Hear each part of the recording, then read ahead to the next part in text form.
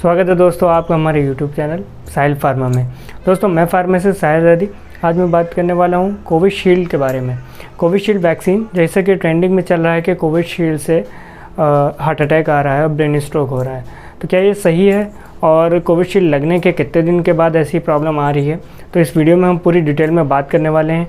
इसके सिम्टम्स के बारे में भी हम आपको बताएंगे कि क्या क्या इसके सिम्टम्स होते हैं और इससे क्या सिंड्रोम हो रहा है मरीज़ों के अंदर। तो वीडियो को कंप्लीट इन्फॉर्मेशन आपको मिलने वाली है, तो वीडियो को एंड तक देखें। अगर आपने मेरे चैनल को अभी तक सब्सक्राइब नहीं किया तो पहले मेरे चैनल को सब्सक्राइब कर लें और वीडियो को अपने दोस्तों से शेयर ज़रूर करें। कोविशील्ड को एस्ट्राजेनेका कंपनी ने बनाया था जब कोविड टाइम में बहुत ज़्यादा डेथ्स हो रही थी, तो कोविड पेशेंट की डेथ को रोकने के लिए इसको वैक्सीन को एस्ट्राजेनेका कंपनी ने इसको बनाया था और यूके में इसको मंजूरी भी मिली थी। तो सडनली एक न्यूज़ में ये आया है कि यूके में एक्सेप्ट किया गया है एस्ट्राजेनेका के द्वारा कि इस वैक्सीन से टीटीएस सिंड्रोम हो रहा है। टीटीएस सिंड्रोम क्या होता है इसके बारे में अभी हम आपको बताएंगे। उससे पहले आप जान लीजिए वैक्सीन इंडिया में किसने बनाई है। तो इंडिया में इस वैक्सीन को सीरम इंस्टीट्यूट ने बनाया, जो कि आधार पुणेवाला की कंपनी थी। कोविड टाइम में इस वैक्सीन को WHO ने मंजूरी भी दी गई, इसको मिलियंस ऑफ इंडियन पीपल्स में लगाया भी गया।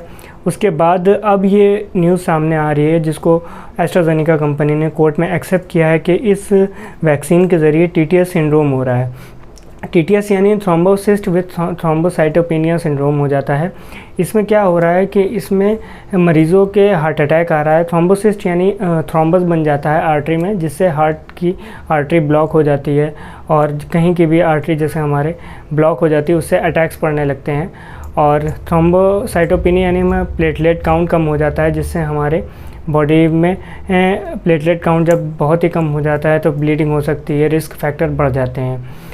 तो थ्रोम्बोसिस्ट में हमारे स्ट्रोक भी हो जाता है, जिससे ब्रेन में थ्रोम्बस बन जाता है, तो जिससे ब्रेन स्ट्रोक हो सकता है। तो ये सब बीमारी सामने आ रही हैं। तो इसको देखते हुए ये वैक्सीन के लगने के इसका जो साइड इफ़ेक्ट है वो 4 वीक्स के दौरान ही दिखता है।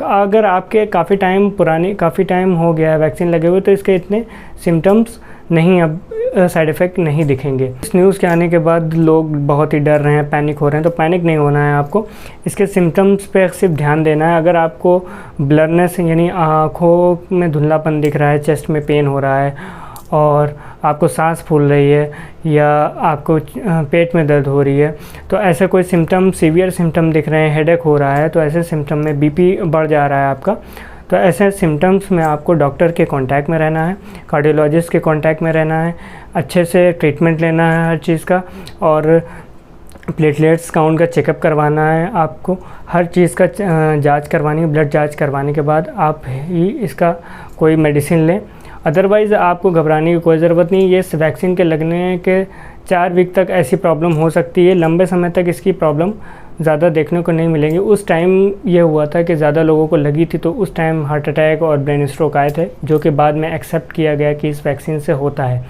तो ये वैक्सीन को कई देशों में बैन भी कर दिया गया है। इंडिया में पता नहीं अभी तक बैन किया है कि नहीं किया है, लेकिन WHO की गाइडलाइंस भी आ चुकी है कि इस वैक्सीन से ये साइड इफ़ेक्ट हो रहे हैं मरीज़ों में, तो इससे बचे रहें, सावधान रहें।